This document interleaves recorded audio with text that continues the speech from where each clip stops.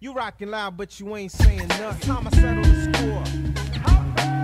I play my enemies like a game of chess. Playing Mr. Big, I'm gonna get you sucker. Soldiers. The song you're listening to is titled The Score. It was penned and performed by rap trio Fugees. They took their band name from the word refugees, a derogatory term that commonly referred to Haitian Americans, two of which comprised the group. Oppressed people, marginalized communities, and the pioneers of hip-hop culture in particular have a rich history in remixing and sampling. That is, finding new interpretation, new ways of seeing, and new uses. Recontextualizing. Words, as evidenced by the invention of slang or the reappropriation of demeaning language, and also famously, music. In music, sampling is the act of taking a portion, or sample as it were, of one sound and resituating it as an instrument or loop in an entirely different song. It's an art that's been happening as far back as the 60s, in genres as obscure as minimalism or psychedelic rock. But it was not until the birth of hip-hop in the mid-70s and early 80s that it became more widely known and practiced. Artists who first adopted sampling commonly and naturally found inspiration from the vinyl collection of their parents. Jazz, rhythm and blues, or classic rock. All of it was fair game.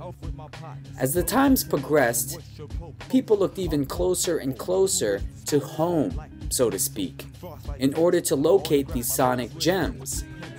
As a nod and as a demonstration of genuine artistic respect, DJs and MCs started borrowing from the works of their peers, even going so far as to sample the samples themselves, to also lift drum beats, and to collect lyrical snippets from fellow rappers.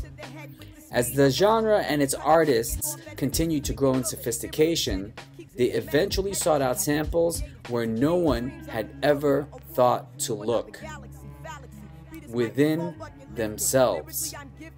This song right here that we're listening to right now, to my knowledge, is one of the first, if not the outright first ever, to sample from the very album in which it appeared.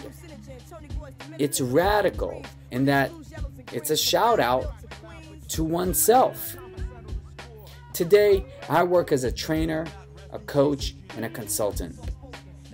I am a teacher, essentially, and also an avid student for life. As such, like the founders of rap music, I am on a constant search for information to sample, wisdom to inherit, to draw upon, to add to my toolkit. And I work to deliver this valuable learning to my many communities.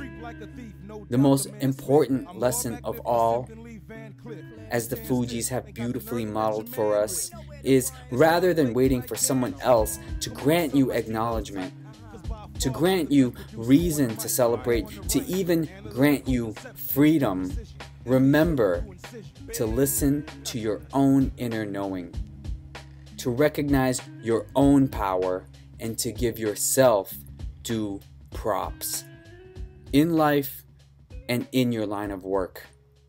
And that, my friends, is the score.